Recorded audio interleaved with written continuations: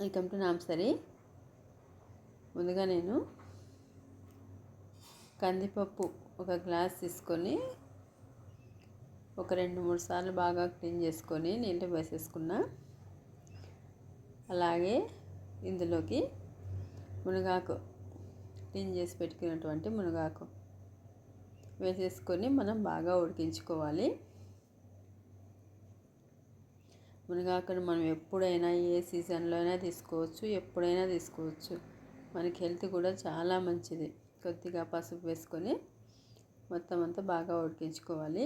అయితే ఇక్కడ నేను ఒక పొరపాటు చేస్తాను. ఏంటంటే కందిబ్యాళ్ళు కొద్దిగా ఉడికిన తర్వాత మునగాకు వేసుకోవాల్సింది ముందుగానే వేసేసుకున్నా. నేను ఇక్కడ వేయించినటువంటి పల్లీలు, అలాగే వేయించినటువంటి నువ్వులు, వెల్లుల్లి, కారం, అలాగే ఉప్పు వేసుకొని వీటిని మనం మిక్సీ పట్టేసుకోవాలి.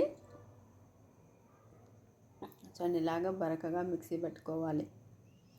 పట్టేసుకొని ఇప్పుడు చల్లారిన తర్వాత మునగాకుని మొత్తం రసం అంతా తీసేసుకోవాలి. చూడండి, ఇక్కడ కందిపప్పు కొద్దిగా ఉడకలేదు కదా, లైట్గా. అందుకోసమనే మనం ఒక 50% కందిబ్యాళ్ళు ఉడికిన తర్వాత మునగాకు వేసుకుంటే కందిబ్యాళ్ళు కూడా మెత్తగా ఉడుకుతాయి. చూడండి, ఇప్పుడు రసం అంతా పక్కన తీసేసుకొని మొత్తం వాటర్ అంతా పిండేసుకోవడమే.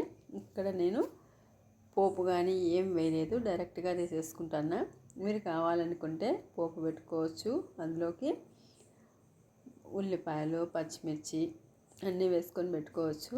నేనైతే ఇలాగే తీసేసుకుంటాను. చూడండి, ఈ రసాన్ని నేను అన్నంలోకి రసం చేయడానికి ఉపయోగించుకుంటాను.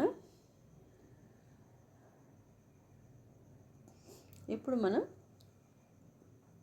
మిక్సీ పట్టేసుకున్నటువంటి పొడిని కలిపేసుకోవడమే.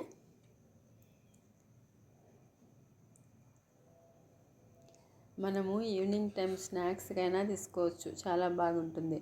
లేదైనా మనం చపాతీలోకైనా, సజ్జ రొట్టెలోకైనా, జొన్న రొట్టెలోకైనా కూడా చాలా బాగుంటుంది. ఈ పొడి కలిపి ఇలాగ పెట్టండి, చాలా అంటే చాలా బాగుంటుంది. తప్పకుండా మీరు కూడా ట్రై చేసి చూడండి.